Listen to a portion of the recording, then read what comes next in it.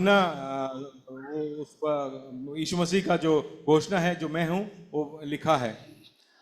അത് പഴയ നിയമ പശ്ചാത്തലത്തിലാണ് താൻ ഉപയോഗിച്ചിരിക്കുന്നതെന്ന് നമ്മൾ വിശദമായിട്ട് കണ്ടു. हमने देखा कि यूहन्ना इस्तेमाल भी करता है मगर वो पुराने नियम में इस्तेमाल करते हैं करके वो बताते हैं. അതിൽ മറ്റൊരു സംഗതി കണ്ടത് യേശുക്രിസ്തു ഭൂമിയിലേക്ക് വന്നത് പിതാവിനെ വെളിപ്പെടുത്തുവാനാണ് എന്നതായിരുന്നു. उस वचन में पढ़ा है हमने कि यीशु मसीह इस धरती पर आए ताकि वो पिता को लोगों के सामने प्रकट कर सकें. അതിന് യേശു ജഡമെടുത്ത് ഭൂമിയിൽ വന്നു. इसीलिए वो देहधारी बनकर यीशु मसीह धरती पर आए. യോഹന്നാൻ 1:14-18 വാക്യങ്ങൾ. पहला यूहन्ना उसका 14वां वाक्य, യോഹന്ന 1 का 14वां वाक्य और 18वां वाक्य. 18ാമത്തെ വാക്യത്തിലാണ് നാം കാണുന്നത്, പിതാവായ ദൈവത്തെ ആരും ഒരു നാളും കണ്ടിട്ടില്ല, എന്നാൽ തൻ്റെ മടിയിൽ ഇരിക്കുന്ന അല്ലെങ്കിൽ ഇരുന്ന പുത്രൻ പിതാവിനെ വെളിപ്പെടുത്തിയിരിക്കുന്നു. अभी तक कोई भी पिता को जाना नहीं है मगर पिता के संग रहने वाला पुत्र ने लोगों को उसको प्रकट कराया है. ये 18वां वचन में हम देख पाते हैं. അത് തന്നെ 5-ാം അധ്യായം 43-ാം വാക്യത്തിലും 12:13 നമ്മൾ കണ്ടു. वही बात को है 5:33 जॉन में हम देख पाते हैं. 10:25 നമ്മൾ കണ്ടത് പിതാവിൻ്റെ നാമത്തിലായിരുന്നു യേശുവിൻ്റെ ശുശ്രൂഷകൾ എന്നാണ്. 10:25 में हम देखते हैं कि यीशु मसीह की सेवकाई जो है ये पिता के नाम से वो करता था. 17-11-12 വാക്യങ്ങളിൽ നമ്മൾ രണ്ട് കാര്യങ്ങൾ കണ്ടു. 7 का 17 का 11 और 12 में हमने देखा कि दो बातों को वहां पर सीखा है हमने. അതിൽ ഒന്ന്, പിതാവിൻ്റെ നാമം ശിഷ്യന്മാർക്ക് യേശു വെളിപ്പെടുത്തി എന്നാണ്. पिता का नाम जो है वो अपने चेलों को प्रकट कराता है. രണ്ടാമത്തെ കാര്യം, പിതാവിൻ്റെ നാമത്തിൽ തനിക്കുള്ളവരെ ശിഷ്യന്മാരെ യേശു സംരക്ഷിച്ചു എന്നും. और पिता के नाम में जो उन्हें प्रदान हुआ है उन लोगों को भी संभाला यीशु मसीह ने, वैसा लिखा है. യഹോവ എന്നത് പഴയ നിയമത്തിൽ കവനന്റ് നെയിം, ഉടമ്പടിയുടെ പേരായിരുന്നെങ്കിൽ പുതിയ നിയമത്തിലും നാമമായ ബന്ധത്തിൽ യേശു ഞാനാകുന്നു എന്ന് പറഞ്ഞതിലൂടെ അതേ കാര്യം തന്നെ ആവർത്തിക്കുന്നു. यहोवा नाम जो है वो है लोगों के साथ में वाचा का एक नाम करके पुराने नियम में दिया गया है. नए नियम में भी यीशु बताना चाहता है कि वही वाचा का नाम मैं हूँ, इसके द्वारा वो लोगों के सामने प्रकट कराता है. അതായത് യേശുക്രിസ്തു ഞാനാകുന്നു എന്ന് പ്രഖ്യാപിച്ചതിലൂടെ പറയുകയാണ് തൻ്റെ ജനവുമായി യേശുക്രിസ്തുവിൻ്റെ ബന്ധത്തെ ഊട്ടി ഉറപ്പിക്കുന്ന, അരക്കിട്ടുറപ്പിക്കുന്ന, കോൺക്രീറ്റ് ചെയ്യുന്ന ഒരു പ്രഖ്യാപനമാണത്. लोगों के साथ का संबंध को अटल बनाना चाहता है वो इसके द्वारा कि यीशु मसीह उनसे कहता है कि मैं हूँ नाम डिक्लेरेशन या घोषणा के द्वारा बताना चाहता है. वो ഞാനാകുന്നു എന്ന് യേശു പറഞ്ഞ 7 കാര്യങ്ങളൊന്ന് ശ്രദ്ധിച്ചു നോക്കൂ.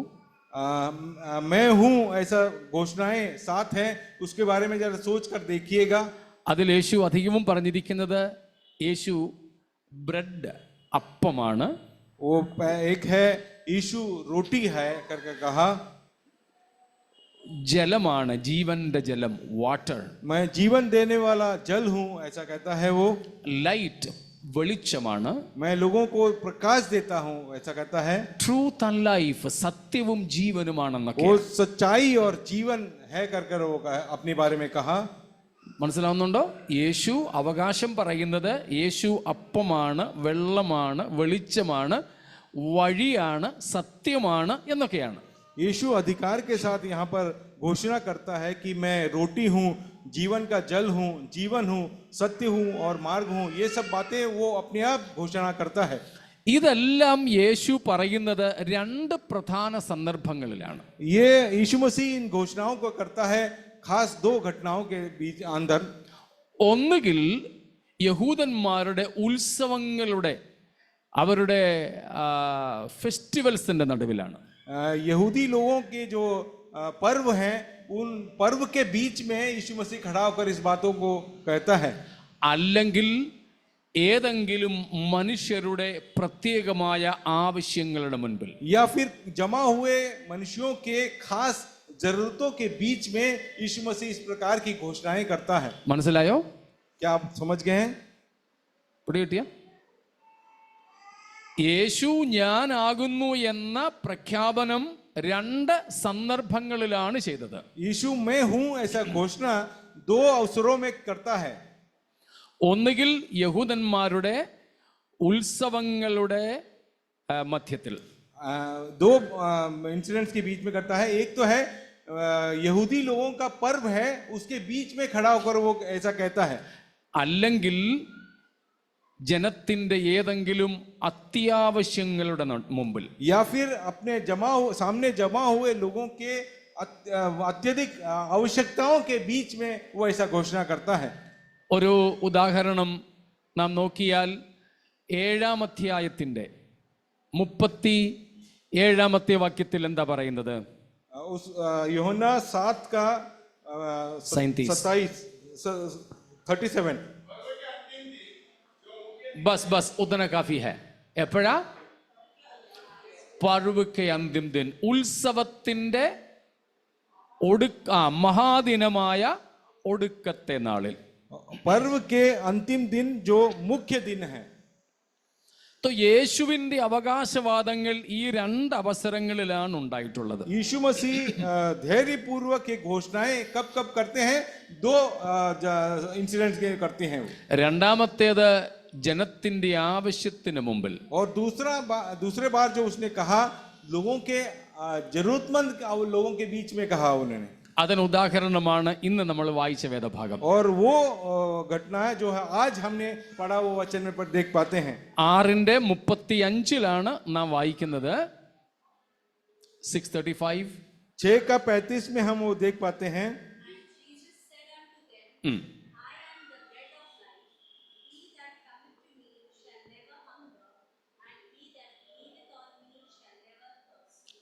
This is the first declaration, I am statement of Jesus. I am the bread of life.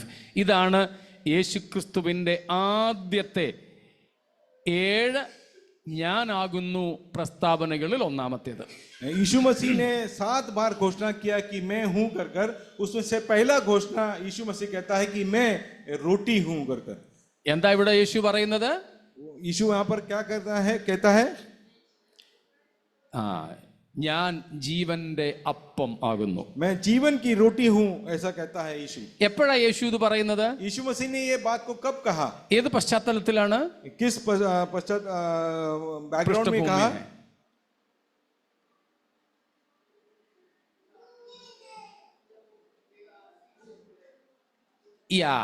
അതായത് ഇവിടുത്തെ പശ്ചാത്തലം 5000 പുരുഷന്മാരെ 5 അപ്പം കൊണ്ട് പോഷിപ്പിച്ച ഒരു സന്ദർഭമാണ്.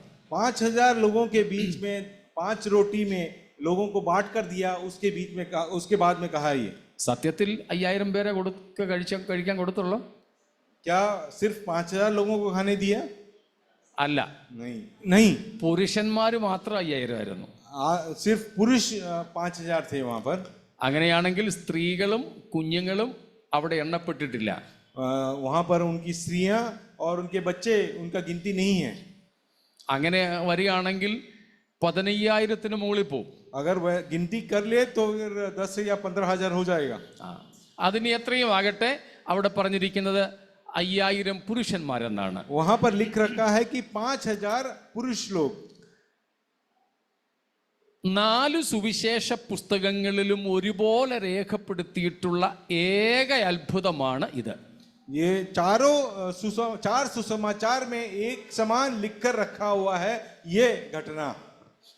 വേറെ ഒരു അത്ഭുതവും ഇതുപോലെ 4 പുസ്തകങ്ങളിലും എഴുതിയിട്ടില്ല. इस प्रकार ये चमत्कार जो है 4 गॉस्पेल में देखा जा सकता है. ऐसा कोई और चमत्कार नहीं है जो 4 में लिखा हुआ. വേറെ ഒരെണ്ണം ഉണ്ട് കേട്ടോ. उसमें एक और है ऐसा चमत्कार. പറയാമോ ഏതാണെന്ന്? आप कोई बता सकते हैं दूसरा चमत्कार जो 4 गॉस्पेल्स में लिखा गया है?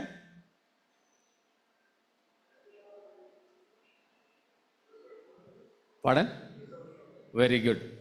റിസറക്ഷൻ ഓഫ് ജീസസ് ക്രൈസ്റ്റ്, അതായിരുന്നു പറഞ്ഞേ. ഗുഡ്. यीशु मसीह का पुनरुत्थान. ഓക്കെ. അപ്പോൾ ഈ ഞാൻ ജീവന്റെ അപ്പമാകുന്നുവെന്ന് യേശു പറഞ്ഞ പ്രഖ്യാപനം ഏത് സന്ദർഭത്തിലാണ് പറഞ്ഞത്? यीशु मसीह कहा हुआ घोषणा कि मैं हूं, ये किस संदर्भ में कहा गया है? उधर को करो ना इसको.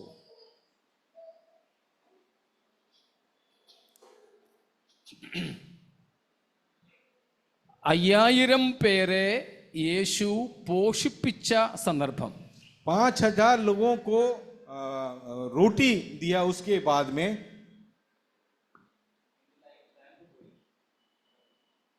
एक और बार करके देखो.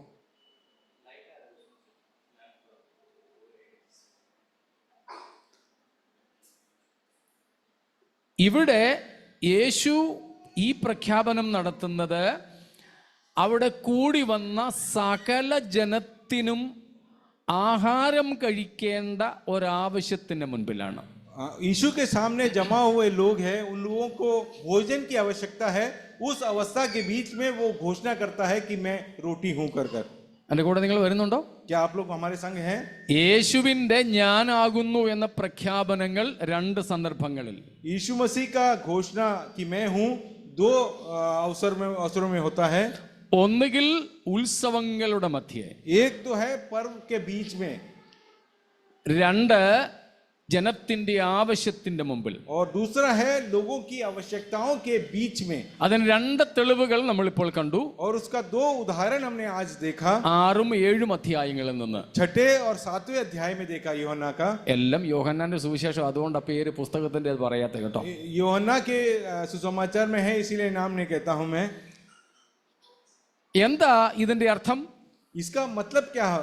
എന്തിനാണ് ഈ സന്ദർഭങ്ങളിൽ യേശു ഞാനാകുന്നു എന്ന പ്രഖ്യാപനം നടത്തിയത്? इन अवसरों में क्यों यीशु मसीह ऐसा घोषणा क्यों करता है? ഉത്സവങ്ങളുടെ മധ്യേ യേശു അത് പറഞ്ഞതിന്റെ അർത്ഥം ഈ ഉത്സവം എന്തുദ്ദേശത്തിനു വേണ്ടിയാണോ അതിന്റെ പൂർത്തീകരണം ഞാനാണ്, എന്നിലാണ് എന്നത്രേ. ये पर्व के बीच में करने का उद्देश्य ये है, लोगों को बताना चाहता है कि ये पर्व किस लिए है, उसका पूर्तिकरण मैं हूं कर बताना चाहता है यीशु मसीह, इसीलिए घोषणा करता है. സോറി ടു റിപ്പീറ്റ്, ഫെസ്റ്റിവൽസ് എന്നുള്ളത് അല്ലെങ്കിൽ യഹൂദന്മാരുടെ 7 ഉത്സവങ്ങളും യേശു ക്രിസ്തുവും എന്നൊരു വിഷയം നമുക്ക് പഠിക്കാനുണ്ട്. അത് മറ്റൊരിക്കലാകാം. എന്നാൽ ഇവിടെ ഒരു വാചകം മാത്രം പറഞ്ഞു നിർത്തുന്നു. യേശു ഉത്സവങ്ങളുടെ മധ്യേ തന്നെ പരിചയപ്പെടുത്തിയപ്പോൾ പറയുകയാണ്, ഈ ഉത്സവങ്ങൾ വിരൽ ചൂണ്ടുന്ന ആത്മീയ യാഥാർത്ഥ്യം ഞാനാണ്, അത് എന്നിൽ നിറവേറുന്നു. ये आत्मिक सच्चाई जो ये पर्व दर्शाता है, वो सच्चाई मैं हूं, ये बताने के लिए यीशु मसीह कहता है कि मैं हूं. ऐसा 7 घोषणाएं यीशु मसीह के द्वारा हुआ है. രണ്ട്, മനുഷ്യന്റെ ആവശ്യങ്ങളുടെ മധ്യേ പറഞ്ഞതിന്റെ അർത്ഥം നിങ്ങളുടെ ഏതൊരു ആവശ്യത്തിനും മതിയായവൻ ഞാൻ മാത്രം. और मनुष्यों के आवश्यकताओं के बीच में यीशु मसीह ने ये घोषणा की है ताकि वो लोग जान सके उनके जरूरतों को, उनकी आवश्यकताओं का पूर्तिकरण जो है मैं मुझ में ही है कर. ഓർമ്മയുണ്ടോ? I am that I am എന്നതിന്റെ അർത്ഥം मैं हूं जो हूं सु हूं. പഴയ നിയമത്തിൽ യഹോവ പറഞ്ഞു ഞാനാകുന്നവൻ ഞാനാകുന്നു. पुराने नियम में यहोवा ने इस प्रकार कहा मैं हूं सो हूं. അതിന്റെ അർത്ഥം ഓർമ്മയുണ്ടോ? उसका मतलब आप लोग जानते होंगे. കൂടെ വന്നേ, आप लोग हमारे संग चलिए.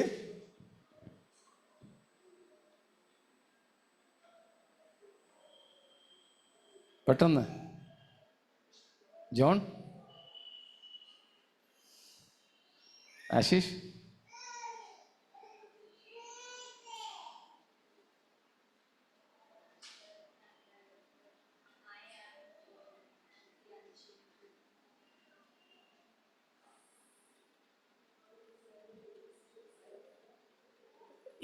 അതൊക്കെ കഴിഞ്ഞിട്ടൊരു കാര്യം ഞാൻ പറഞ്ഞിരുന്നു.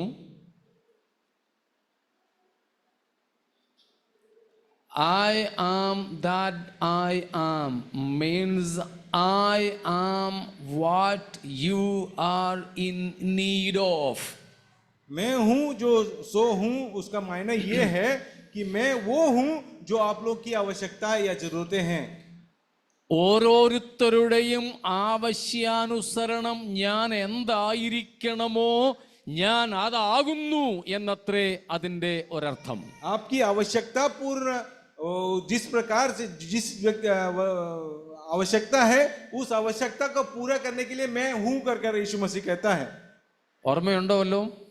आप लोग याद करते होंगे, അന്ന് ഞാൻ പറഞ്ഞു, ഞാൻ രോഗിയാണെങ്കിൽ ദൈവം എനിക്ക് സൗഖ്യമാണ്. अगर मैं बीमार हूं तो मेरी चंगाई यीशु मसीह है। ഞാൻ ഏകനാണെങ്കിൽ അവൻ എനിക്ക് കൂട്ടാളിയാണ്. अगर मैं अकेलेपन में हूं तो यीशु मसीह मेरे संग मेरा साथी है। ഞാൻ നിർബലനാണെങ്കിൽ അവൻ എൻ്റെ ബലമാണ്. मैं अगर निर्बल हूं तो मैं मेरा सामर्थ्य है वो। I am what you are expecting or needing me to be. ഞാൻ എന്ത് നിനക്കായിരിക്കണമോ അത് ഞാൻ നിനക്കാണ് എന്നത്രേ അതിന്റെ അർത്ഥം. जिस आवश्यकता के बीच में आप पाए जाते हैं, उस आवश्यकता को जो पाना चाहते हैं, उस अवस्था को मैं पूरा करने के लिए उस अवस्था में मैं पहुंच जाता हूं। അതാണ് ഇവിടെ യേശുവും പറയുന്നത്. മനുഷ്യന്റെ ആവശ്യത്തിന് മുൻപിൽ ഞാൻ ആകുന്നുവെന്ന് പറഞ്ഞപ്പോൾ നിങ്ങൾക്ക് എന്താണോ ആവശ്യം ഞാൻ നിങ്ങൾക്ക് വേണ്ടി അത് ആകുന്നു എന്നത്രേ. यीशु मसीह कहने का, एक घोषणा करने का मायने यही है, आप जो चाहते हैं, आपकी इच्छा जो है, आपकी जो आवश्यकता है, उस आवश्यकता के अनुसार मैं वो हूं करके बताता है वो। മനസ്സിലാവുന്നുണ്ടോ? കൂടെ ഉണ്ടോ നിങ്ങൾ? क्या आप लोग समझ रहे हैं? സ്തോത്രം. മനസ്സിലാകുന്നില്ലെങ്കിൽ ഞാൻ നിർത്തും. अगर आप लोग को समझ में नहीं आ रहा तो मैं समाप्त करूंगा। സ്തോത്രം. അടുത്തതായി ഒന്നോട് ചാലു ചെയ്ത് നോക്കിക്കേ. അടുത്തതായി നാം കാണുന്നത്, സ്തോത്രം, യേശുക്രിസ്തു മാത്രം, ഐ ആം, യേശുക്രിസ്തു മാത്രമാണ് പിതാവായ ദൈവത്തെ വെളിപ്പെടുത്തുന്നത്. यीशु मसीह सिर्फ अकेले ही यीशु मसीह के पिता को वो लोगों के सामने प्रदर्शित कराता है। Jesus is not a representative, a mere representative, but he is the very presence of the Father. यीशु मसीह को सिर्फ प्रदर्शित करने वाला व्यक्ति नहीं, बल्कि खुद यीशु मसीह के पिता के रूप में आकर वो लोगों के सामने प्रकट होता है। Yeah, Jesus is not only representing the Father, but Jesus is the very presence of the Father. यीशु मसीह जो है, लोग यीशु पिता के एजेंट बनकर नहीं आए हैं, बल्कि यीशु मसीह पिता का रूप धारण किए हुए आए हैं। അതായത് യേശു പ്രതിനിധി മാത്രമല്ല, യേശു പിതാവിന്റെ സാന്നിധ്യം തന്നെയാണ്. यीशु मसीह पिता का रिप्रेजेंटेटिव काफी नहीं है, बल्कि यीशु पिता का उपस्थिति लोगों के बीच में वो है। അതായത് യേശു ഉണ്ടെങ്കിൽ അതിന്റെ അർത്ഥം പിതാവും ഉണ്ട് എന്നത്രേ. इसका मायने ये है कि जहां पर यीशु मसीह है, पिता का प्रेजेंस भी वहां है। പിതാവ് അങ്ങ് സ്വർഗത്തിലും യേശു ഇങ്ങ് ഭൂമിയിലും രണ്ടിടത്ത് വേറെ വേറെ ആയിരിക്കുന്നു എന്നല്ല അതിന്റെ അർത്ഥം. उसका मतलब ये कतई नहीं है कि पिता स्वर्ग में है तो पुत्र यीशु मसीह धरती पर है, ऐसा नहीं है। യേശു ശിഷ്യന്മാരോടൊപ്പമായിരുന്നപ്പോൾ സത്യത്തിൽ ആരായിരുന്നു ശിഷ്യന്മാരോടൊപ്പം? यीशु मसीह जब धरती पे थे चेलों के साथ में, तभी उनके साथ में कौन थे? പിതാവ് തന്നെ. पिता ही उनके साथ में थे। സ്തോത്രം. അപ്പോൾ യേശു ദൈവത്തിന്റെ സാന്നിധ്യമായിരുന്നു. यीशु मसीह जो है पिता की उपस्थिति को दर्शाते थे। He is the son of God, God in the flesh. क्योंकि वो परमेश्वर का पुत्र है, वो परमेश्वर देहधारी बनकर आया। മനസ്സിലായോ? യേശു ആരായിരുന്നു? यीशु मसीह कौन था? ബെൻസി പോല്ലേ, പറഞ്ഞിട്ട് പോ. Who was Jesus? अन्नू, यीशु मसीह कौन था? रूफस, God himself, ദൈവം തന്നെയായിരുന്നു യേശു. यीशु मसीह खुद परमेश्वर थे. യോഹന്നാൻ 1:1. यूहन्ना 1:1. आदि में वचन था और वचन परमेश्वर के साथ था और वचन परमेश्वर था. യേശു, അതാണ് ലോഗോസ്, വചനം ദൈവമായിരുന്നു. यीशु मसीह वचन था या फिर परमेश्वर खुद था. ആ ദൈവം 14-ാം വാക്യത്തിലേക്ക് വരുമ്പോൾ ജഡമെടുത്തു എന്ന് കാണുന്നു. और पहला यूहन्ना का 14 वचन में लिखा है कि वो उसने देहधारी बनकर धरती पर आया. അപ്പൊ 1-ാം വാക്യത്തിൽ ദൈവമായിരുന്ന വചനം 14-ാം വാക്യത്തിൽ ജഡമെടുത്തു. जो वचन नामक परमेश्वर था वो 14 वचन में आते ही वो देहधारी बन गया. അതാണ് ദൈവപുത്രൻ എന്നതിന്റെ അർത്ഥം. इसीलिए उसे परमेश्वर का पुत्र भी कहा जाता है. ജഡത്തിൽ വെളിപ്പെട്ട ദൈവം. देह में लोगों के सामने प्रकट हुआ परमेश्वर. God manifested in the flesh is Jesus Christ. परमेश्वर जो देहधारी बनकर लोगों के सामने प्रकट हुआ. അതാണ് നാം കൊലോസ് ലേഖനത്തിലും വായിക്കുന്നത്. അവനിലല്ലോ ദൈവത്തിന്റെ സർവസമ്പൂർണതയും ദേഹരൂപമായി വസിക്കുന്നത്. कुलूसियों में इसलिए हम पढ़ते हैं कि यीशु मसीह में परमेश्वर की सारी संपूर्णता शरीर के रूप में प्रकट होता है. നാം ഇതിനോട് ചേർത്ത് കഴിഞ്ഞ ആഴ്ച കണ്ട കാര്യമാണ്, Jesus is more than a prophet like Moses. एक मूसा नबी जैसे नबी से भी बढ़कर है यीशु मसीह. पिछले हफ्ते हमने सीखा Moses revealed God to people of Israel, but rather Jesus was the very revelation of God. यीशु मसीह को परमेश्वर को प्रदर्शित करते हुए मूसा नबी ने इजरायलियों को समझाया. मगर यीशु मसीह जब धरती पर आए तो वो परमेश्वर ही बनकर लोगों के सामने प्रकट हुए. So Jesus was the very revelation of God. परमेश्वर यीशु मसीह परमेश्वर को दर्शाने के लिए इस धरती पर आए. Colossians 1:15. कोलोसियों 1:15. अदृश्य परमेश्वर का और सारी सृष्टि में फैला है. യേശു ആരാണ്? यीशु मसीह कौन है? The image of the invisible God. वो अनदेखी परमेश्वर का प्रतिरूप है. वो അതായത് God is invisible, परमेश्वर अनदेखा है, but Jesus is his visible form. मगर परमेश्वर यीशु मसीह उसका प्रतिरूप जो दिखाई पड़ता है वो है. മനസ്സിലാവുന്നുണ്ടോ? ഹലോ? 19-ാമത്തെ വാക്യം, उसका 19वां वचन जरा पढ़िए. क्योंकि पिता की प्रसन्नता इसी में है कि उसमें सारी परिपूर्णता वास करे. യേശുവിൽ സകല സമ്പൂർണതയും വസിക്കുന്നു. यीशु में जो परमेश्वर का पूरी खासियत जो है यीशु मसीह में भी बसता है. സർവ സമ്പൂർണതയും, all fullness. परमेश्वर का पूर्ण रूप जो है यीशु मसीह में भी बसा है. ഇനിയും 2-ാമത്തെ വാക്യവും കൂടെ. अभी 2 का 19वां वचन भी पढ़े. 2 का 9वां वाक्य. क्योंकि इसमें ईश्वरत्व की सारी परिपूर्णता सदैव वास करती है. മുമ്പേ പറഞ്ഞ വാക്യമാണ്. യേശു ക്രിസ്തുവിൽ ദൈവത്തിന്റെ कुलोसियों 2 का 9.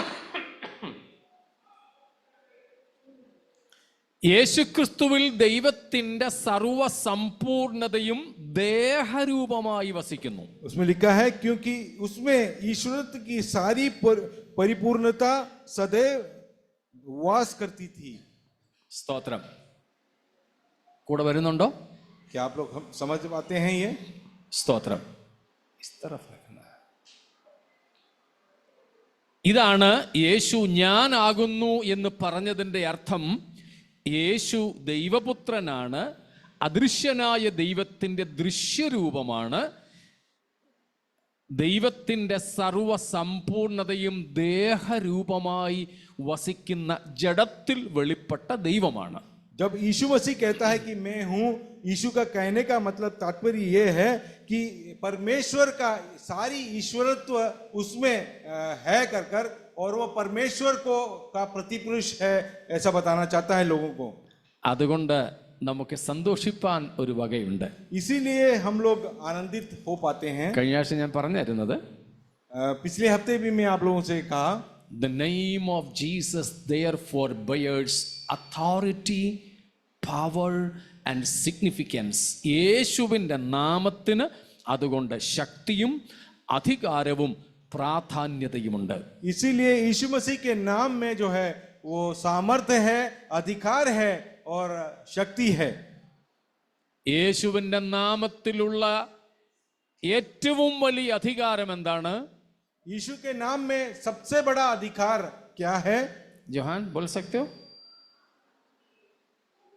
The utmost significance and authority of the name of Jesus.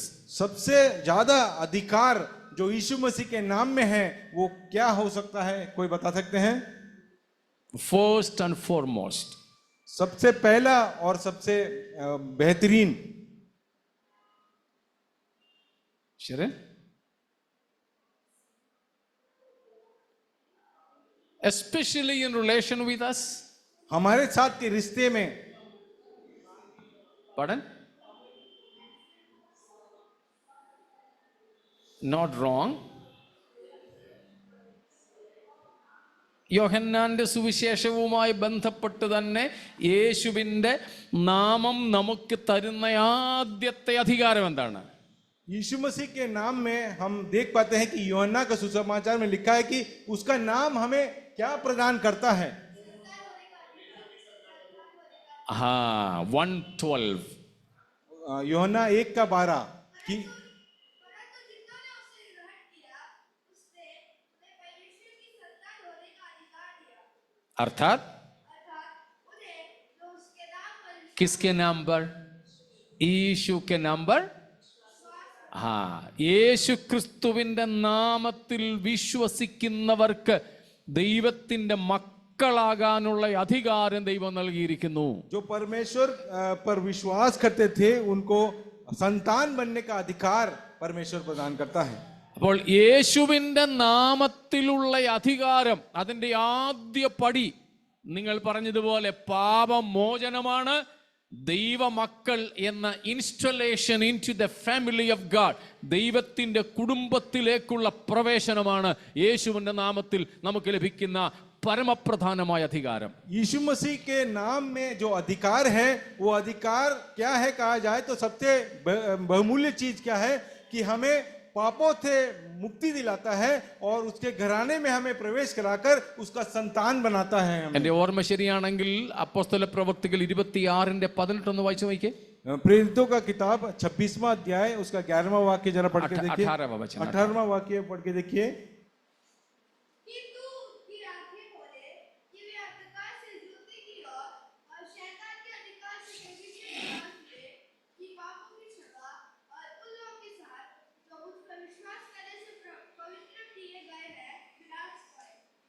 യേശുക്രിസ്തുവിൻ്റെ നാമത്താൽ നമുക്ക് ലഭിക്കുന്ന മാനസാന്തരത്തിലൂടെ നമുക്ക് ലഭിക്കുന്ന അധികാരത്തിന്റെ പദവികളുടെ വിവരണമാണ്. यीशु मसीह के नाम के द्वारा और उसमें विश्वास करने से क्या-क्या बातों को हम पाते हैं, अधिकार को पाते हैं, उसके बारे में लिखा गया है यहाँ पर. സ്തോത്രം. തുടരട്ടെ. യേശുവിൻ്റെ നാമത്തിൽ അതുകൊണ്ട് നമുക്ക് പ്രാർത്ഥിക്കുവാനുള്ള അധികാരമുണ്ട്. और यीशु मसीह के नाम के द्वारा हमको प्रार्थना करने का अधिकार भी प्राप्त हुआ है. യോഹന്നാൻ 14-ാം അധ്യായത്തിന്റെ 13-ാം വാക്യം. यूहन्ना 14 का 13वां वाक्य.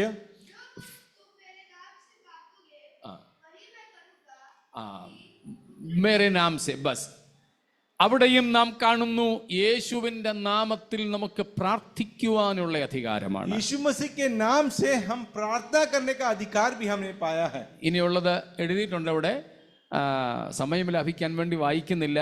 15, 16, 16, 23, 24 and 26 ഈ വാക്യങ്ങളൊക്കെ ഇതേ വിഷയത്തെ കുറിച്ച് പറയുന്നു. और यहाँ पर प्रदर्शित किया हुआ ये सारे वचन जो है यीशु मसीह के उस नाम के अधिकार में दर्शाता है.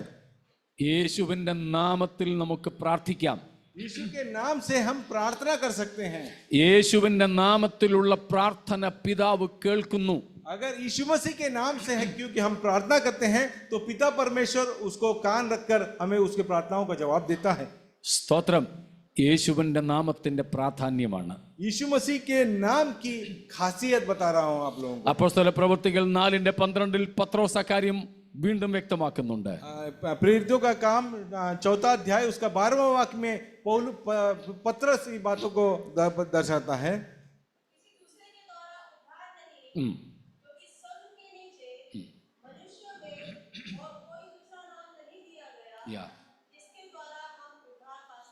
രക്ഷയ്ക്കുള്ള ഏക നാമം, उद्धार के लिए सिर्फ एक ही नाम है. പാപക്ഷമയ്ക്കുള്ള ഏക നാമം, पाप की मुक्ति के लिए एक ही नाम है. യേശുവിന്റെ നാമത്തിന്റെ പ്രാധാന്യതയും അധികാരവുമാണ് ഇവിടെ. यीशु मसीह के नाम की खासियत और खूबी यही है इसमें. വീണ്ടും പൗലോസ് പറയുന്നുണ്ടല്ലോ, ആ നാമത്തിന് മുമ്പിൽ സകല മുഴങ്കാലും മടങ്ങും. पौलुस कहता है कि उस नाम के सामने हर एक घुटना टिकेगा. ആ നാമം സകല നാവും ഏറ്റുപാടും. सब जुबान, सारे जुबान एक साथ कहेंगे कि उसकी नाम की महिमा. എന്താണ് പറയുന്നത്? क्या कहता है वो? ഒന്ന് ഉറച്ചു പറയാമോ എന്താ ഏറ്റു പറയുന്നതെന്ന്? हम वो पुकार कर कहने वाली बात को हम क्या कह सकते हैं? പോരല്ലോ. जरा जोर से कहिए. സ്തോത്രം. എന്നാ പിന്നെ ബ്രദേഴ്സ് पहले बोलिए, उसके बाद सिस्टर्स बोलेंगे. देखते हैं कौन जोर से बोलेंगे. समझ में आया क्वेश्चन? सुजीत ब्रदर, समझ में आ गया? तो ठीक है, बोलिए, मिलकर बोलिए, किसी भी भाषा में बोलिए.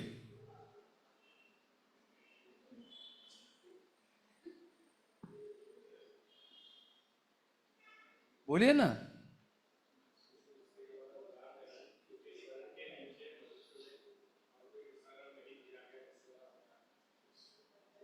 यही है सारे नाम, हर जुबान कहने वाली बात यह है क्या? क्वेश्चन भी तो समझ में नहीं आते हैं आप लोगों को. तो सिस्टर्स आप बोलिए, सुनिएगा बस.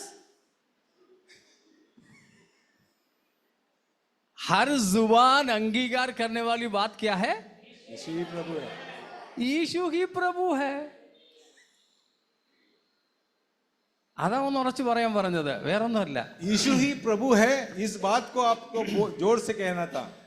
കാരണം എല്ലാ നാവും ഏറ്റുപറയുന്ന ഒറ്റ നാമമേ ഉള്ളൂ. क्योंकि सारे जुबान एक साथ पुकार के कहने वाला एक ही नाम है, यीशु मसीह का.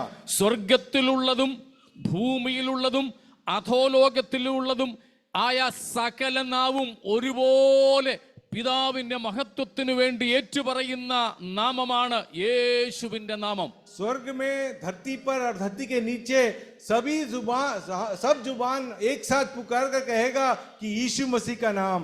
എന്താണ്? ഒന്നുകൂടെ പറയാമോ ഒരുമിച്ച്? എന്തായിരിക്കും അത്? हम सब वो पुकार कर कह सकते हैं कि वो कौन सा, क्या क्या कहेंगे यीशु मसीह के संबंध में? യേശു ഹി പ്രഭു ഹേ. Praise God. യേശു മാത്രം കർത്താവ്.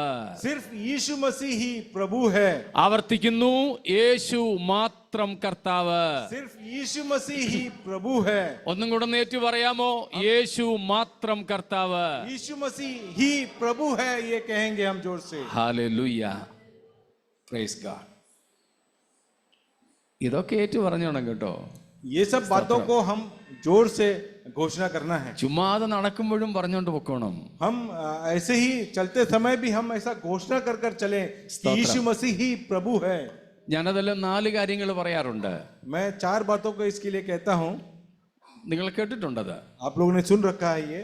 Jesus is Lord. यीशु मसीह प्रभु है, ജീസസ് ഈസ് ദ ലോർഡ്. യേശു മാത്രം കർത്താവ്. यीशु मसीह ही प्रभु है, ജീസസ് ഈസ് മൈ ലോർഡ്. यीशु मसीह मेरा प्रभु है, Jesus only is my Lord. सिर्फ यीशु मसीह ही मेरा प्रभु है. ഈ നാല് കാര്യങ്ങളും നാം സത്യസന്ധമായി കർത്താവിനോടും നമ്മോട് തന്നെയും മറ്റുള്ളവരോടും സാത്താനോടും ഏറ്റുപറഞ്ഞോണം. पूर्ण सच्चाई में हम इस बात की घोषणा, ये चारों बातों की घोषणा हम अपने आप में करें, हम परमेश्वर से कहें और शैतान से भी कहें. ये ഹല്ലേലൂയ.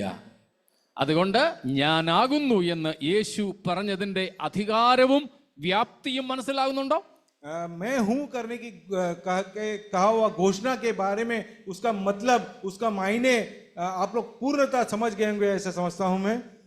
ഇനിയും പെട്ടെന്ന് യേശുവിന്റെ പ്രഖ്യാപനങ്ങളിലേക്ക് വരികയാണ്. और हम वापस उसकी घोषणाओं में आते हैं. അതാണ് നാം ഇന്ന് വായിച്ച യോഹന്നാൻ 6:35. वही बात को हमने यूहन्ना 6 में देखा. बच्चों को एक होमवर्क है, all the 7 I am sayings याद कर लेना, ठीक है? मालूम है? नहीं मालूम? तो अगले हफ्ता, ठीक है ना? All the I am sayings कितने हैं? 7. सातों रेफरेंस के साथ में याद करना, ओके? അതിൽ 7 പ്രഖ്യാപനങ്ങളിൽ ആദ്യത്തേതാണ് നാം ഇന്ന് വായിച്ച 6:35. 7 घोषणाओं में सबसे पहला घोषणा यहाँ पे पढ़ा कि ഇവിടെ रोटी है. ഇവിടെ നമ്മൾ പറഞ്ഞതുപോലെ യേശുക്രിസ്തുവിന്റെ ഒരു അത്ഭുതത്തോടനുബന്ധിച്ചാണ് ഈ പ്രഖ്യാപനം. यीशु मसीह ने किया हुआ चमत्कार से संबंधित ये घोषणा हुई है. ആവർത്തിച്ചു പറയുന്നു, 4, അതായത് മത്തായി, മർക്കോസ്, ലൂക്കോസ്, യോഹന്നാൻ 4 പുസ്തകങ്ങളിലും ഒരുപോലെ രേഖപ്പെടുത്തിയിട്ടുള്ള ഒറ്റ അത്ഭുതമേ യേശു ചെയ്തതായിട്ടുള്ളൂ. അത് ഈ ഫീഡിംഗ് ഓഫ് ദ 5000, ഈ 1000ങ്ങളെ പോഷിപ്പിച്ചതാണ്. चारों सुसमाचार में एक समान लिख रखा हुआ यीशु मसीह ने किया हुआ चमत्कार है. ये 5000 लोगों को रोटी खिलाया. സ്തോത്രം. അതെപ്പോഴാണ് ചെയ്തതെന്ന് നമ്മൾ കണ്ടു, ജനത്തിന്റെ ആവശ്യത്തിന്റെ മുമ്പിൽ. वो चमत्कार यीशु मसीह ने तब किया जब यीशु लोगों की आवश्यकताएं थी. യേശുവിന്റെ മറ്റ് പല അത്ഭുതങ്ങളുമുണ്ട്. यीशु मसीह ने कई और चमत्कार किए हैं. എന്നാൽ ബാക്കി അത്ഭുതങ്ങളൊക്കെ എല്ലാവരുടെയും ആവശ്യത്തിന് വേണ്ടിയായിരുന്നില്ല, ചിലരുടെ ആവശ്യങ്ങൾക്ക് വേണ്ടിയായിരുന്നു. मगर यीशु मसीह ने जमा हुए सारे लोगों की नहीं, बल्कि उसमें से एक लोगों की आवश्यकताओं के लिए किया. മനസ്സിലായോ? അത് क्या उस बात को आप समझ सके? കിട്ടിയില്ല. എല്ലാവർക്കും മനസ്സിലായോ? ആശിഷ് नहीं मिला. യേശു ചെയ്ത ഈ അത്ഭുതം എത്ര പേരുടെ ആവശ്യത്തിന് വേണ്ടി ചെയ്തതാ? यीशु मसीह ने ये जो चमत्कार किया कितने लोगों की आवश्यकताओं के लिए किया? അവിടെ കൂടി വന്ന എല്ലാവരുടെയും. वहां पर जमा हुए सारे के सारे लोगों के लिए. കാരണം എല്ലാവരും വിശന്നിരിക്കുകയായിരുന്നു. क्योंकि सारे के सारे वहां पर भूखे बैठे थे. ഇതാകട്ടെ മറ്റൊരിക്കൽ എത്ര പേരെയായിരുന്നു? 2 ഫീഡിങ് നടന്നല്ലോ. ഒന്ന് 5000, മറ്റൊന്ന് 4000. ഇത് രണ്ടും അവിടെ കൂടി വന്ന സകലരുടെയും ആവശ്യത്തിന് വേണ്ടി ചെയ്തയാ. 5000 हो या 4000 हो, सारे लोग भूखे थे, उनके लिए उसने यीशु मसीह ने चमत्कार किया. എന്നാൽ മറ്റുള്ള മുഴുവൻ അത്ഭുതങ്ങളും എല്ലാവർക്കും വേണ്ടിയായിരുന്നോ ചെയ്തത്? मगर बाकी चमत्कार क्या जमा हुए सभी लोगों के लिए उसने किया? അല്ല. नहीं. ചിലരുടേത് വരണ്ട കൈയായിരുന്നു, ആ രോഗിക്ക് മാത്രം സൗഖ്യം കൊടുത്തു. कुछ लोगों के सिकुड़े हुए हाथों के लिए कुछ चमत्कार किया. ഒരു സ്ത്രീ മാത്രം കൂനിയായിരുന്നു, അവർക്ക് മാത്രം സൗഖ്യം കിട്ടി. और एक ही औरत थी जो झुकी हुई थी, उसको सीधा करने के लिए किया. അന്ധരായിരുന്ന അവർക്ക് മാത്രം സൗഖ്യം കിട്ടി. और कुछ लोग थे वहां पर जो अंधे थे, उन लोगों को सिर्फ चमत्कार किया. That means according to the individual needs. मगर व्यक्तिगत रूप से जो आवश्यकता के अनुसार यीशु मसीह ने चमत्कार किया. എന്നാൽ ഇവിടെ സകലരുടെയും ആവശ്യത്തിന് കർത്താവ് ചെയ്തൊരു അത്ഭുതമാണ്. मगर इन वचनों में हम देख पाते हैं कि सारे लोगों की भूख के लिए यीशु ने चमत्कार किया. യോഹന്നാന്റെ സുവിശേഷത്തിൽ ഏതാണ്ട് 8 അത്ഭുതങ്ങളെ പറ്റി രേഖപ്പെടുത്തിയിട്ടുണ്ട്. यूहन्ना के सुसमाचार में कम से कम 8 चमत्कार किए हुए कामों के बारे में दर्शन है.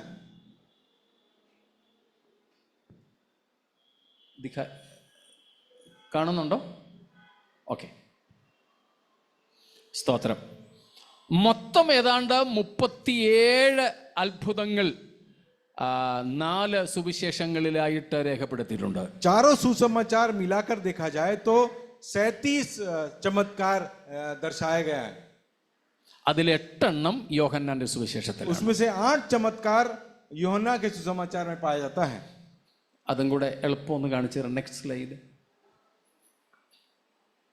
ആ 8 എണ്ണം മൊത്തം നിങ്ങൾ എഴുതണ്ട, ഇങ്ങോട്ട് നീക്കി വെക്കാം മോനെ ശകലം. ആ റെഫറൻസ് ഞാൻ എളുപ്പം ഒന്ന് പറഞ്ഞു വിടാം.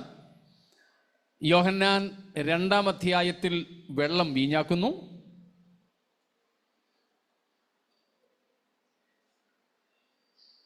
उसमें पहला है यूहन्ना परमेश्वर यीशु मसीह पानी को दाखरस बनाता है.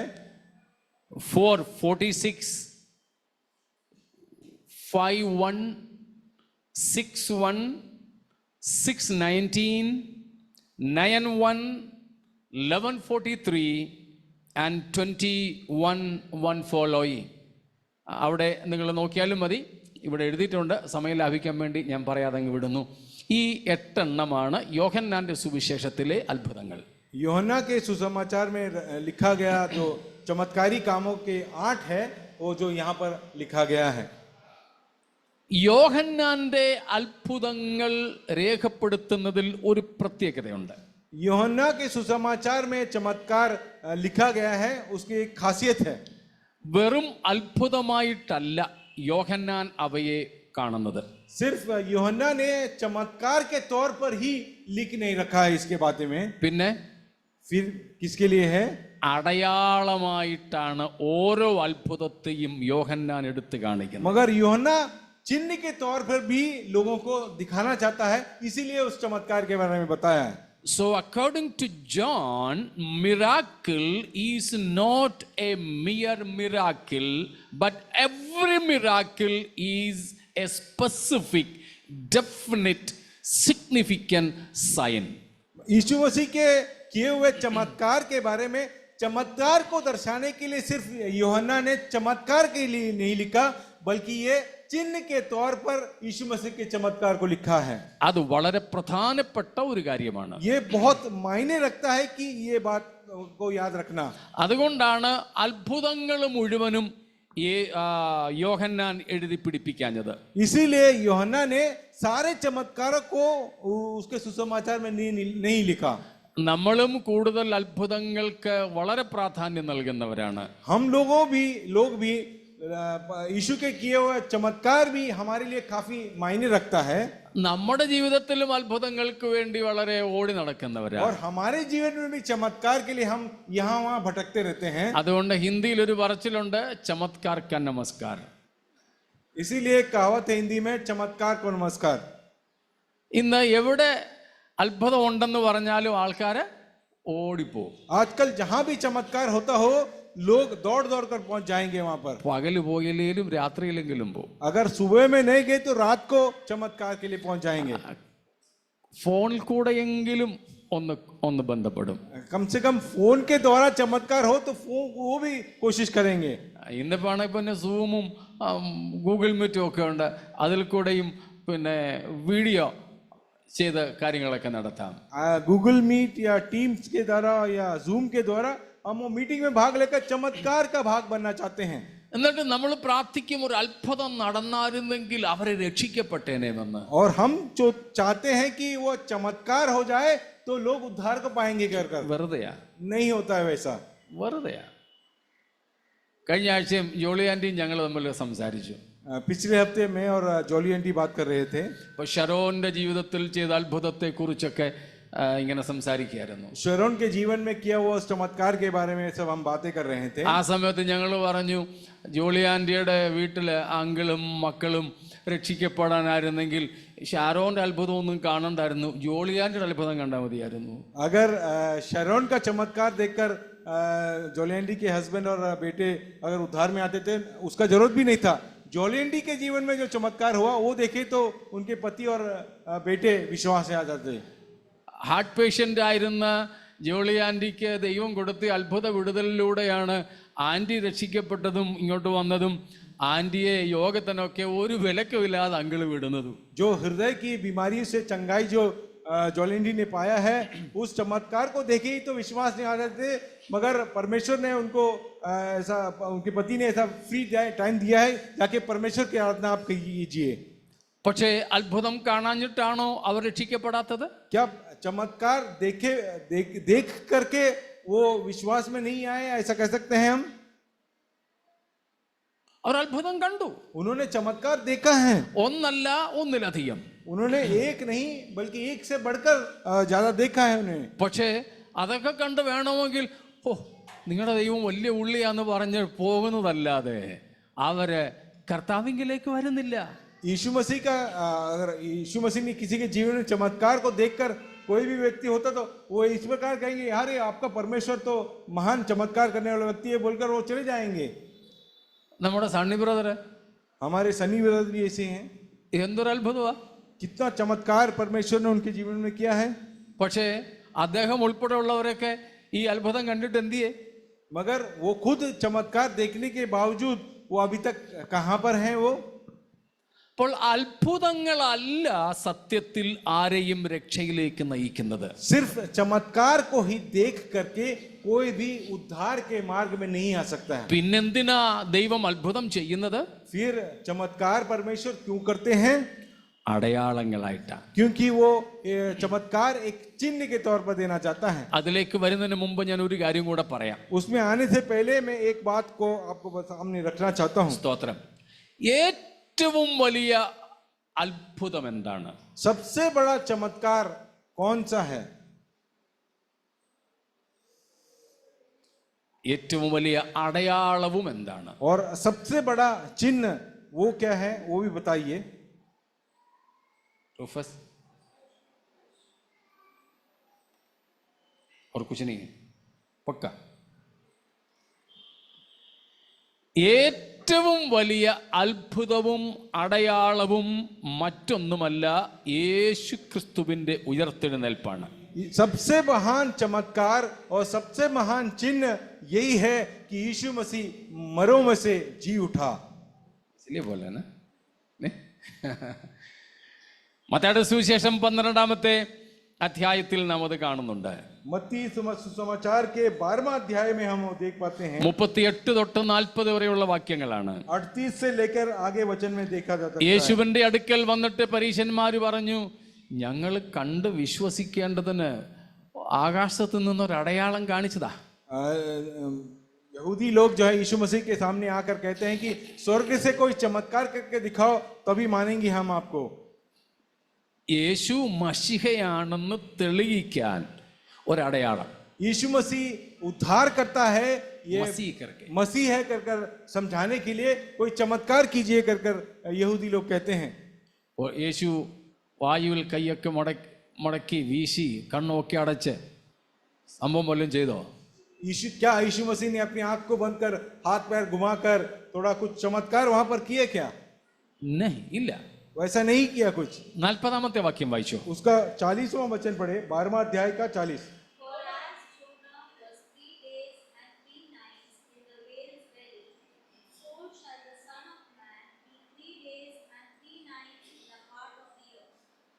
ഇതല്ലാതെ വേറെ ഒരു അടയാളം ഇല്ല.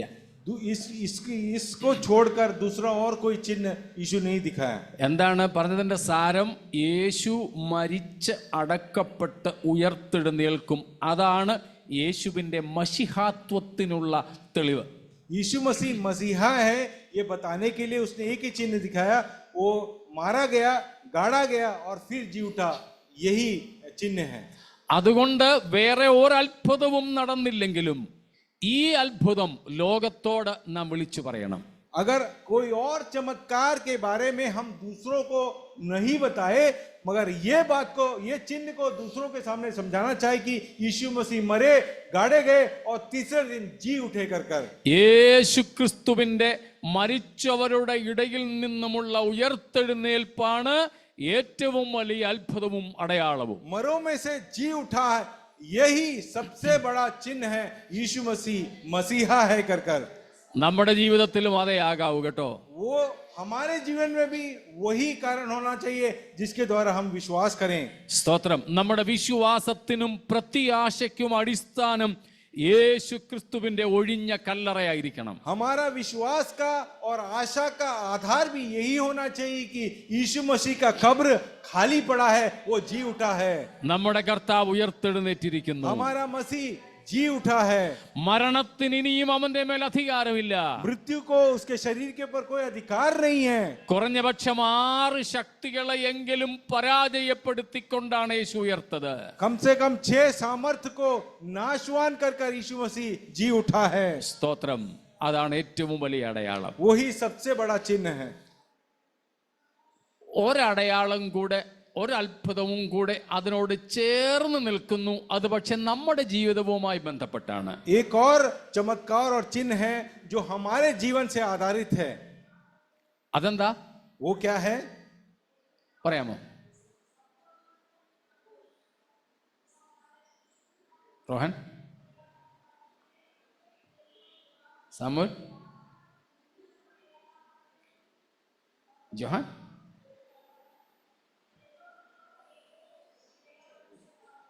कोई भी? Very good. സ്തോത്രം. പാപികളായിരുന്ന നമുക്ക് പാപക്ഷമ തന്ന് നീതീകരിച്ച് ദൈവത്തിൻ്റെ മക്കളാക്കി തീർക്കുന്ന ഒരു ട്രാൻസ്ലേഷൻ, ഒരു മാറ്റം, ഒരു രൂപാന്തരം, അതാണ് അടുത്ത ഏറ്റവും വലിയ അത്ഭുതവും അടയാളവും.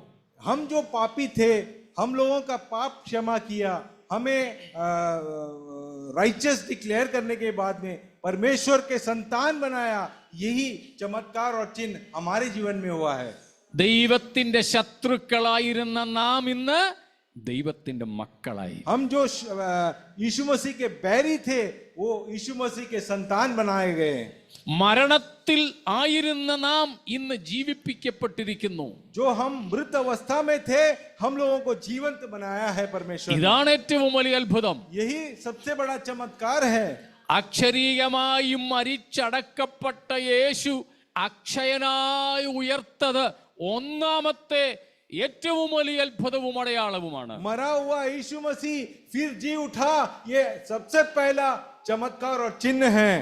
അതുപോലെ തന്നെ അതിക്രമങ്ങളിലും പാപങ്ങളിലും മരിച്ചവരായിരുന്ന നമ്മെ യേശുവിലൂടെ ഉയർപ്പിച്ച് സ്വർഗസ്ഥലങ്ങളിൽ ഇരുത്തിയിരിക്കുന്ന ആത്മീയ പുനരുത്ഥാനമാണ് ഏറ്റവും വലിയ രണ്ടാമത്തെ അത്ഭുതവും അടയാളവും. अधर्म और पाप में मरे हुए हम लोगों को फिर वापस जीवन दिलाकर अनंत जीवन और परमेश्वर के साथ में बसाया हुआ, ये बात हमारे जीवन में किया हुआ सबसे बड़ा चमत्कार है. ഹല്ലേലൂയ. ഈ രണ്ട് അത്ഭുതങ്ങൾ നമ്മൾ കണ്ടിട്ടുണ്ടോ? ये दो चमत्कार हमने देखे हैं कि नहीं? ഒന്നാമത്തേതിന്റെ ശക്തിയാണ് രണ്ടാമത്തേതിന് ആധാരം. पहला चमत्कार का सामर्थ्य है, दूसरा चमत्कार का आधार. മനസ്സിലാവുന്നുണ്ടോ? क्या आप समझते हैं? അതുപോലെ തന്നെ നാമും ഒരിക്കൽ ഉയർത്തെഴുന്നേൽക്കും. वैसे यीशु मसीह जैसे जी उठा, वैसे हम भी एक दिन पुनरुत्थान पाएंगे. വിശ്വാസമുണ്ടോ? उसमें विश्वास करते हैं क्या? പ്രത്യാശയുണ്ടോ? उसकी आशा है आप में? ഹല്ലേലൂയ. സ്തോത്രം. ഒരു കാര്യം കൂടെ പറഞ്ഞ് ഞാൻ അവസാനിപ്പിക്കാം. एक और बात कहकर मैं समाप्त करूंगा. സ്തോത്രം. യോഹന്നാന്റെ സുവിശേഷത്തിൽ അടയാളങ്ങളായിട്ടാണ് കാണുന്നത്. यीशु मसीह के चमत्कार को वो चिन्ह के तौर पर प्रदर्शित करता है. ഏറ്റവും ആദ്യത്തെ അത്ഭുതം ഏതായിരുന്നു? सबसे पहला चमत्कार कौन सा था?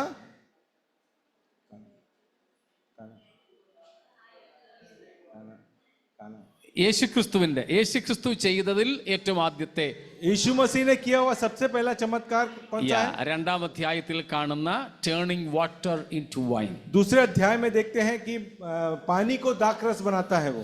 അവിടെ യോഹന്നാൻ എഴുതിയിരിക്കുന്നു, ഇത് അടയാളങ്ങളുടെ ആരംഭമായി യേശു ചെയ്തു. और वहां पर यूहन्ना ने दर्शाया है कि ये चिन्ह का पहला प्रारंभ है ये कर कर. ഇനിയും 6:2 വായിച്ചേ. अभी 6 का दूसरा अध्याय, दूसरा वचन जरा पढ़े.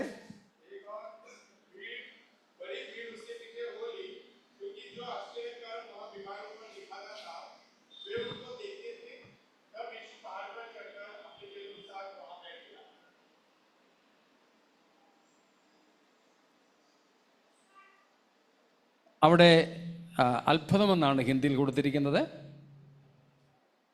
ये भी लिखा है वे अद्भुत चिन्ह देखते थे. अद्भुत चिन्ह ना, और ट्रांसलेट आश्चर्यकरम लिखा उसमें. इंग्लिश में And a great multitude followed him because they saw his miracles which he did on them that were diseased. which he did on. Them that were diseased. Okay. അടയാളങ്ങൾ ആസ് സൈൻസ് എല്ലാ വേർഷൻസിലും അങ്ങനെ തന്നെയാണ് കൊടുത്തേക്കുന്നത്. अद्भुत चिन्ह है कर कर अलग अलग प्रकार के ट्रांसलेशन में लिखा गया है. സോ യേശു ചെയ്തതിനെയൊക്കെ അടയാളമായിട്ടാണ് യോഹന്നാൻ പറയുന്നത്. यूहन्ना यीशु मसीह का चमत्कार को अद्भुत चिन्ह के तौर पर प्रदर्शित करता है. ഉം.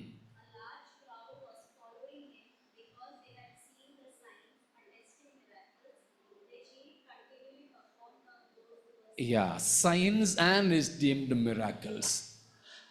എല്ലാ അത്ഭുതങ്ങളും യേശു അടയാളങ്ങളായിട്ടാണ് ചെയ്തത്. सभी चमत्कार यीशु ने अद्भुत चिन्ह के तौर पर किया. അതിൻ്റെ പല ഭാഗങ്ങളുണ്ട്. അവിടേക്ക് കർത്താവിൻ്റെ വരവ് താമസിച്ച് അടുത്ത ആഴ്ച എത്താം. उसके कई भाग हैं, शायद हम अगले हफ्ते उसमें प्रवेश करेंगे. ഒരു കാര്യം മാത്രം പറഞ്ഞ് ഞാൻ നിർത്തുന്നു. एक और बात कर मैं समाप्त करूंगा. എന്തിനാണ് കർത്താവ് നമ്മുടെ ജീവിതത്തിൽ അത്ഭുതങ്ങൾ ചെയ്യുന്നത്? यीशु मसीह हमारे जीवन में चमत्कार किस लिए करते हैं? ഇപ്പോഴും ഞാൻ പറഞ്ഞ ജോളി ആൻറ്റി, ഷെറോൺ, സണ്ണി ബ്രദറിൻ്റെ ഒക്കെ ജീവിതത്തിൽ ഏറ്റവും റീസെൻ്റ് ആയിട്ടുള്ളതും വളരെ സൂപ്പർ നാച്ചുറൽ ആയിട്ടുള്ളതുമായ അമാനുഷികവുമായ അത്ഭുതങ്ങളാണ് നമ്മൾ കണ്ടത്. हमने देखा कि रिसेंट जो चमत्कार जोलेंडी के जीवन में, सनी ब्रदर के जीवन में और शरण के जीवन में हुआ है, ऐसा एक्सपेक्टेड नहीं था, चमत्कारी रूप से हुआ है. इसमें क्या प्रदर्शित करना चाहते हैं यीशु मसीह? കഴിഞ്ഞ ദിവസം പറഞ്ഞതുപോലെ നമ്മുടെ കൂട്ടത്തിൽ ഒരു ദൈവദാസൻ പാസ്റ്റർ ജോബിയെ മരണത്തിൽ നിന്നും കർത്താവ് എഴുന്നേൽപ്പിച്ച് വിട്ടത് വീട്ടിൽ. हमने पिछले दिनों प्रार्थना किया हुआ पास्टर जो भी उनको मृत्यु से जी उठाया परमेश्वर ने. ഞാൻ ബിജിനോട് പറയാറുണ്ട്, നീ ജനിക്കേണ്ടവനല്ല, അല്ലെങ്കിൽ നീ അമ്മയുടെ ഉദരത്തിൽ വെച്ച് തന്നെ അബോട്ടായി പോകേണ്ടവനായിരുന്നു. പക്ഷെ നിന്നെ ഇങ്ങനെ ആക്കി തീർത്തത് ദൈവത്തിന്റെ ഒരു അത്ഭുതമാ. എന്തിനു വേണ്ടിയാ? मगर बिजिन से भी मैं इस प्रकार कहता था कि तू माँ के कोख के अंदर ही तू खत्म हो जाने वाला था, मगर परमेश्वर ने तुझे जीवन प्रदान कर कर तुझे इस अवस्था तक पहुंचाया है. ये सब किस लिए चमत्कार हमारे जीवन में परमेश्वर करते हैं? എന്തിനാ? What is the purpose of these miracles in our इस lives? चमत्कारों के किस लिए, किस वजह से होते हैं?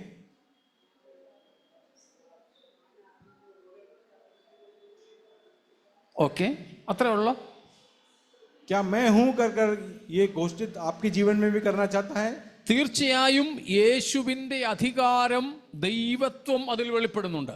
उसके चमत्कार के द्वारा यीशु मसीह का अधिकार आपके जीवन में दिखाई पड़ता है. മറ്റൊന്ന്, मगर उसके साथ में ही to be more specific, what is the Lord's specific exclusive demand from you and me? परमेश्वर आपके जीवन में किया हुआ चमत्कार के द्वारा आप लोगों से खास कर कर आपके व्यक्तिगत रूप से आपसे क्या कहना चाहते हैं? क्या मांगते हैं प्रभु? എൻ്റെ ജീവിതത്തിലാണ് ദൈവം ചെയ്തതെങ്കിലും, ഞാൻ കാണുകയാണ് ചെയ്തതെങ്കിലും, ഈ അത്ഭുതം അനുഭവിച്ചവരിൽ നിന്നും അത്ഭുതം കണ്ടവരിൽ നിന്നും എന്താണ് കർത്താവ് ആഗ്രഹിക്കുന്നത്?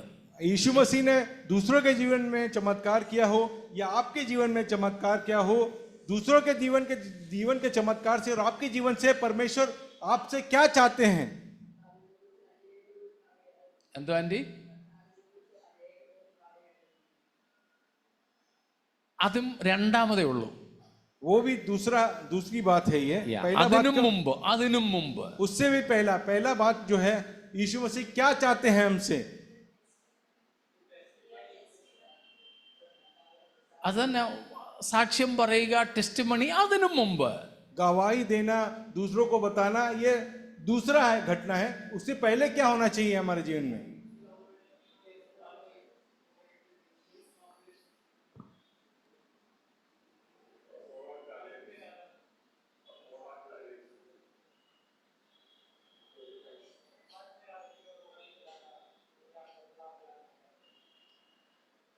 നമ്മുടെ ഈ അത്ഭുതം നടന്നവരാകട്ടെ, അത്ഭുതം കണ്ടവരാകട്ടെ, അവർ ദൈവത്തിന് കൊള്ളാകുന്നവരായി ശിഷ്ടജീവിതം ദൈവ മഹത്വത്തിനായി മാത്രം വിനിയോഗിക്കുക എന്നതാണ് ഇതിൻ്റെ പ്രാഥമിക ലക്ഷ്യം. चमत्कार देखा हुआ व्यक्ति हो, चमत्कार पाया हुआ व्यक्ति हो, परमेश्वर का उद्देश्य ये है परमेश्वर के लिए पवित्र जीवन और परमेश्वर के साथ की संगति वाला जीवन बिताए, यही परम उद्देश्य है. പക്ഷെ പലപ്പോഴും എന്നിൽ ഒരു അത്ഭുതം നടന്നാൽ ഞാൻ ഭയങ്കര സന്തോഷവാനാണ്. कई बार हमारे जीवन में कोई चमत्कार हो जाए तो हम बहुत आनंदित होते हैं കർത്താവ് എനിക്ക് വേണ്ടി അത്ഭുതം ചെയ്തു, कि परमेश्वर ने मेरे जीवन में चमत्कार कर दिया. അത് പലപ്പോഴും ഞാൻ നീതിമാനാണ് എന്ന ഒരു ധാരണയിലേക്ക് എന്നെ കൊണ്ടുവരും. कई बार हम लोगों को ये धारणा हो जाता है कि क्योंकि मैं धर्मी हूं इसके लिए परमेश्वर ने मेरे जीवन में चमत्कार किया है कर कर. God does his miracles in our lives not because we are righteous but to make you and me more righteous. നാം നീതിമാന്മാരായതുകൊണ്ടല്ല, നാം കൂടുതൽ അധികം നീതിമാന്മാരാകേണ്ടതിനാണ് ദൈവം ഇത് ചെയ്യുന്നത്. क्योंकि हम धर्मी हैं इस कारण से परमेश्वर हमारे जीवन में चमत्कारी काम नहीं करते हैं, क्योंकि हमें धर्मी बनाने के लिए चमत्कार का काम हमारे जीवन में परमेश्वर करता है. അതുകൊണ്ട് നാം ഒക്കെ അത്ഭുതങ്ങൾ കണ്ടവരും അനുഭവിച്ചവരുമാണ്. हमने भी कई चमत्कार को देखा है और अनुभव भी किया है. എങ്കിൽ നമ്മെ വിടുവിച്ച, നമ്മുടെ ജീവിതത്തിൽ വിവിധ അത്ഭുതങ്ങളെ ചെയ്ത നമ്മുടെ ദൈവത്തിന്റെ കരങ്ങളിൽ നമ്മെ വിശുദ്ധ ജീവിതത്തിനായി സമർപ്പിക്കാം. उद्धार को दिया हुआ, पाया हुआ कई लोग जो है परमेश्वर के हाथों धर्मी होने के लिए उसके अधीन हो जाना चाहिए. ദൈവം നമ്മുടെ ജീവിതത്തിൽ ചെയ്ത ഈ അത്ഭുതം പാപത്തിനു വേണ്ടി ഉപയോഗിക്കാതിരിക്കുക. हमारे जीवन में पाया हुआ चमत्कार जो है हम पाप के लिए इस्तेमाल न करें. പകരം ദൈവത്തിന് നാം നീതിമാന്മാരാകേണ്ടതിന്, നാം അധികം വിശുദ്ധന്മാരാകേണ്ടതിന് നമ്മെ സമർപ്പിക്കാം. हम अधिक पवित्र बनने के लिए, अधिक धर्मी ठहरने के लिए हम अपने आप को परमेश्वर की संगति का इस्तेमाल करें. വിശദീകരണം കൂടുതൽ നമുക്ക് അടുത്ത ആഴ്ചയാകാം.